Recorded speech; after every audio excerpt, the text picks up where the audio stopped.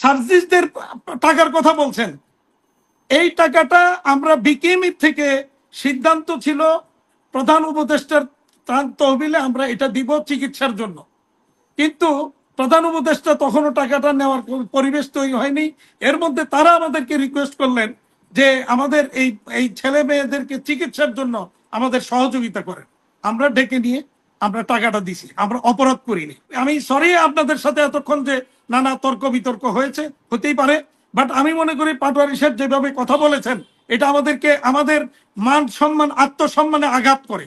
কারণ আমরা আমরা কিভাবে ইন্ডাস্ট্রিটা চালাচ্ছি, কি কি কঠোর পরিশ্রম আমরা করি প্রতিদিন, আপনারা না দেখলে সেটা ইমাজিন করতে পারবেন না। সারোয়ার হোসেন সাহেব সর্বশেষ যে বক্তব্য দিলেন এবং মারুফ মল্লিক সাহেব যেটা দিলেন, তাদের অনেক কথার সাথে কিন্তু আমি একমত।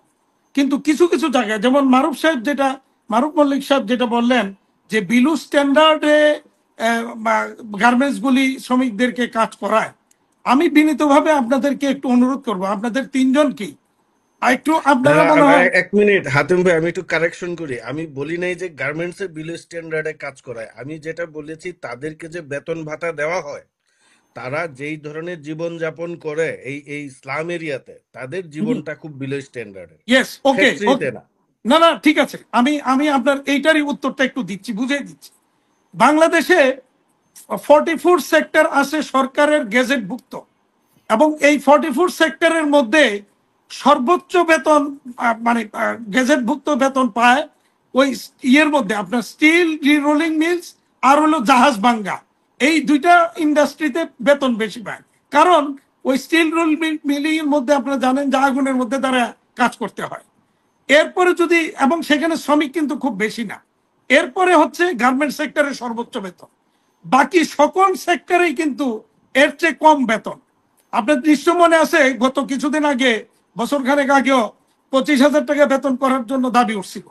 তাহলে প্রশ্নটা হচ্ছে যে বাংলাদেশের প্রত্যন্ত অঞ্চল থেকে যে লেখাপড়া জানে না, কোনো কাজ জানে না, এরকম একটা ছেলেকে বা মেয়েকে এনে আমরা কাজ শিখাচ্ছি, সেখানে 12,000 টাকা 12,500 টাকা মিনিমাম স্যালারি দিচ্ছি।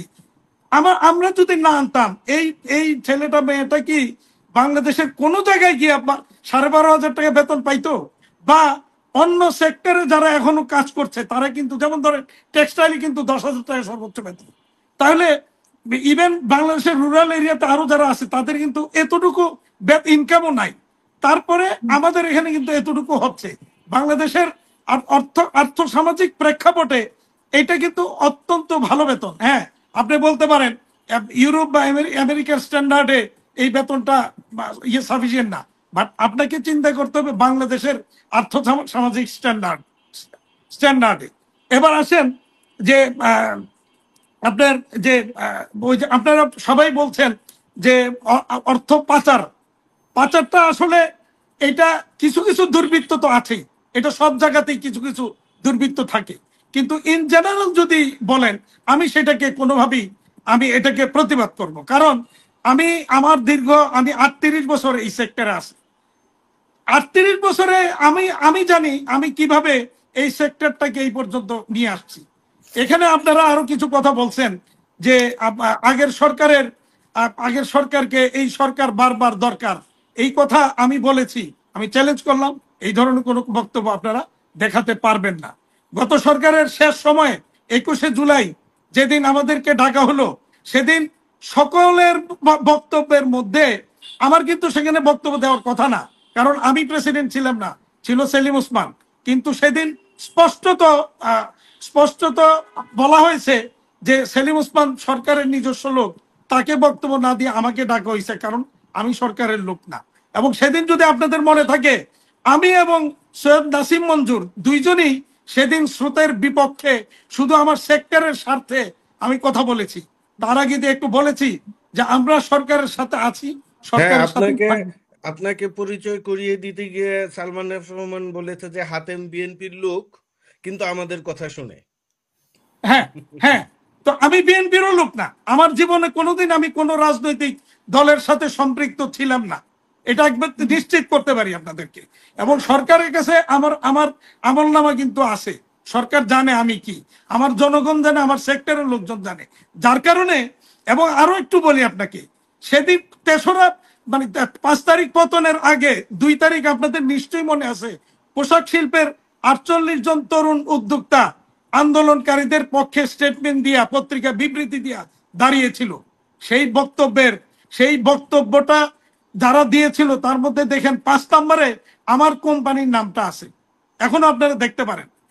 আমার ছেলে এই এই এই বিবৃতির উদ্যোক্তাদের মধ্যে আমার ছেলে একজন, যার কারণে সে তার নাম দিয়ে, আমার কোম্পানির নাম দিয়ে, কিন্তু তার মানে বুঝতেছেন যে আমার অবস্থানটা কি ছিল বা কি হতে পারে। আর সার্জিসদের টাকার কথা বলছেন, এই টাকাটা আমরা বিকেএমই থেকে সিদ্ধান্ত ছিল প্রধান উপদেষ্টার ত্রাণ তহবিলে আমরা এটা দিব চিকিৎসার জন্য, কিন্তু প্রধান উপদেষ্টা তখনও টাকাটা নেওয়ার পরিবেশ তৈরি হয়নি। এর মধ্যে তারা আমাদেরকে রিকোয়েস্ট করলেন যে আমাদের এই এই ছেলে মেয়েদেরকে চিকিৎসার জন্য আমাদের সহযোগিতা করেন। আমরা ডেকে নিয়ে আমরা টাকাটা দিছি, আমরা অপরাধ করিনি। আমি মনে করি সেদিনের সেই সেই মানে যারা আমাদের আজকে 5ই আগস্টে বাংলাদেশকে দ্বিতীয়বার স্বাধীন করতে গিয়ে জীবন দিয়েছে, রক্ত রক্ত দিয়েছে, তাদের জন্য অন্তত কিছুটা আমরা ভূমিকা রাখতে পেরেছি। এই জন্য আমরা কিন্তু আমরা গর্বিত। আমরা মনে করি এদেশের মানুষ, ছাত্র জনতা যে অর্জনটা করেছে, এই অর্জনটা বিশাল একটা অর্জন, তার পাশে আমরা দাঁড়িয়েছিলাম। এই হচ্ছে আমার বক্তব্য। এরপরে আবারও বিনীত অনুরোধ আপনাদের 3 জনকে, সবাইকে অনুরোধ করব, আপনারা একদিন আসেন। আমার মনে হয় আপনাদের গার্মেন্টস সেক্টর সম্পর্কে যে আইডিয়াটা, যে ভুল ধারণাগুলি এখনো আছে, দর্জি দর্জি দর্জি না, এটা ইন্ডাস্ট্রি। কি পরিমাণ ইন্ডাস্ট্রি! আপনারা আসেন, আমার ফ্যাক্টরিতে আসেন, আমার ওখানে গিয়ে দেখবেন ডেলি 110 টন কাপড় তৈরি হয় আমার ফ্যাক্টরিতে।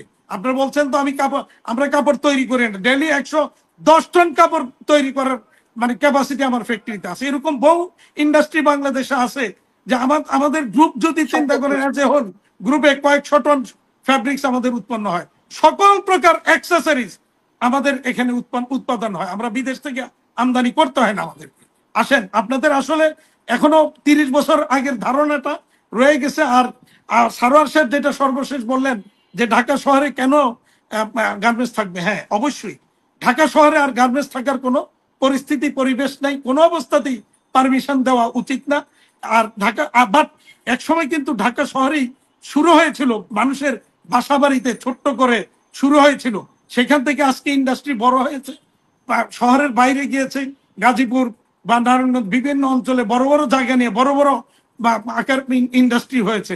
আপনি আসেন, আমাদের গ্রুপের ফ্যামিলির একটা ইন্ডাস্ট্রি ভালুকাতে প্রায় 2200 বিঘা জায়গার উপরে ইন্ডাস্ট্রি, সবকিছু আছে ওখানে। আপনারা, আমি বিনীত অনুরোধ করবো একদিন আসেন, আমার আমার আমার আতিথ্য গ্রহণ করেন, আপনারা একটু দেখে যান, শ্রমিকদের সাথে কথা বলেন, তাহলে আপনারা বুঝবেন যে আজকে ইন্ডাস্ট্রি কোথায় গিয়েছে। ভাই আমি করি, আপনার দাওয়াত গ্রহণ করলাম। মারুফ ভাই তো বিদেশে থাকে, আমি আর পাটোয়ারি ভাই আসবো, কোনো অসুবিধা নেই, একটা সময় করে। Thank you very much. আপনারা এই যে ট্রান্সপোর্ট খরচে চিটাগং পোর্ট থেকে একবার আপনি ভালুকা আনবেন, আবার সেইখানে পাঠাবেন, এই যে একটা বিশাল ব্যয়, এই সম্বন্ধে তো আপনাদের সমন্বিত ভাবে একটা সিদ্ধান্ত নেওয়া উচিত। You should relocate. একসময় আলোচনা আসছিল মেঘনা এবং গোমতী ব্রিজের মাঝখানে যে জায়গাটা আছে, ওইটা যদি গার্মেন্টস পল্লী হয় মোংলার পাশে, এই ব্যাপারে সত্যিকারে যদি আমাদের দেশ পুনর্গঠন করতে চাই, ভালুকা ময়মনসিংহ থেকে না যেয়ে ওইদিকে রিলোকেট করা যায় কিনা, তাহলে আমাদের ইকোনমি এবং এই তৈলের খরচ, ট্রান্সপোর্ট খরচ অনেকখানি কমে যাবে। এই ব্যাপারে একটু আপনি মত রাখেন। কারেক্ট, আমি একমত আপনার সাথে। বাট আপনি একটু দেখেন, মিরসরাইতে এত বড় জায়গা নিয়ে ইন্ডাস্ট্রি করার জন্য সরকার সবকিছু করে দিয়েছে, সেখানে ইন্ডাস্ট্রি চালু হচ্ছে না, কারণ এই লক্ষ লক্ষ শ্রমিকের জন্য ওখানে কোনো টাউনশিপ গড়ে ওঠে নাই। তাদের কোথায় রাখবেন? শ্রমিক পাবেন কোথায়? আপনাকে এখন যেমন ধরেন, আপনি নারায়ণগঞ্জ বলেন বা গাজীপুরের প্রত্যন্ত অঞ্চলে বলেন, আশেপাশে শ্রমিকরা থাকে, গিয়ে ওখানে কাজ করে। আপনি যদি ওই ওই সি বিচের আশেপাশে, সমুদ্রের আশেপাশে করেন, এই শ্রমিকটা কোথায় পাবেন? সেখানে টাউনশিপ করে তুলতে হবে। নিয়ে আরেকদিন আরেকটা বড় অনুষ্ঠান করব, কারণ আজকে যেহেতু এবং সারোয়ার সাহেব, ভাই আপনাদেরকে আমি অনুরোধ, আমি খুব খুশি হব আপনাদেরকে যদি অন্তত আমাদের এই জায়গাগুলি ভিজিট করে একটু দেখাইতে পারি।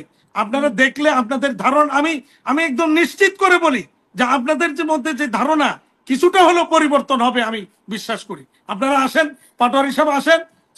আমি সরি আপনাদের সাথে এতক্ষণ যে নানা তর্ক বিতর্ক হয়েছে, হতেই পারে, বাট আমি মনে করি পাটোয়ারি সাহেব যেভাবে কথা বলেছেন এটা আমাদেরকে আমাদের মান সম্মান আত্মসম্মানে আঘাত করে। কারণ আমরা কিভাবে ইন্ডাস্ট্রিটা চালাচ্ছি, কি কি কঠোর পরিশ্রম আমরা করি প্রতিদিন, আপনারা না দেখলে সেটা ইমাজিন করতে পারবেন না। প্রতিদিন সকাল 8টায় আমি বাসা থেকে বেরোই, এই যে রাত্রে এখন কটা বাজে, এখন আমি বাসায় ঢুকলাম।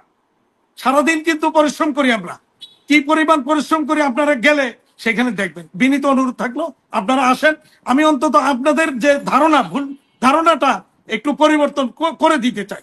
ধন্যবাদ। অসংখ্য না, ধন্যবাদ। আমি একটা ছোট্ট রেসপন্স করতে চাই যে শ্রমিকদের কি হবে যদি চিটাগং অথবা মোংলা পোর্টের দিকে যায়। That is the matter of planning. আমার এটা মনে দি হয় প্ল্যানের অংশ। আমরা আরো বিস্তারিত তো আরেকদিন হ্যাঁ, নিয়ে এটা আলোচনা এটা করব। এটা প্ল্যানের অংশ। আজকে 13 লক্ষ রোহিঙ্গা থাকতেছে না চিটাগং সমুদ্রের পাড়েতে থাকতেছে। আমাদের ওখানে বান্দরবান আছে, আরো অনেক আছে। So that's the planning of the state, রাষ্ট্রের প্ল্যানিং এর এটা।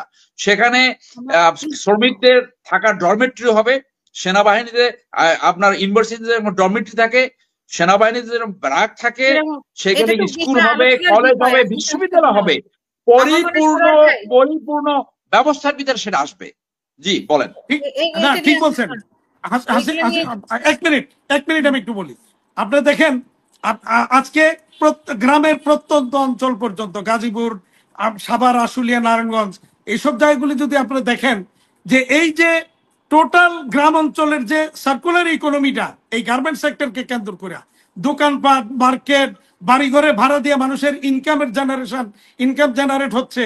তারপরে আজকে ট্রান্সপোর্ট কোম্পানি, বীমা কোম্পানি, ব্যাংকগুলি কোনটা গার্মেন্টসকে কেন্দ্র করে চলছে না? প্রত্যেকটা ইন্ডাস্ট্রি, প্রত্যেকটা সেক্টর আজকে গার্মেন্টস এর বদলতেই কিন্তু চলছে। হ্যাঁ, গার্মেন্টস এক সময় ছোট ছিল, দর্জি ছিল, এখন আর গার্মেন্টস দর্জি নেই।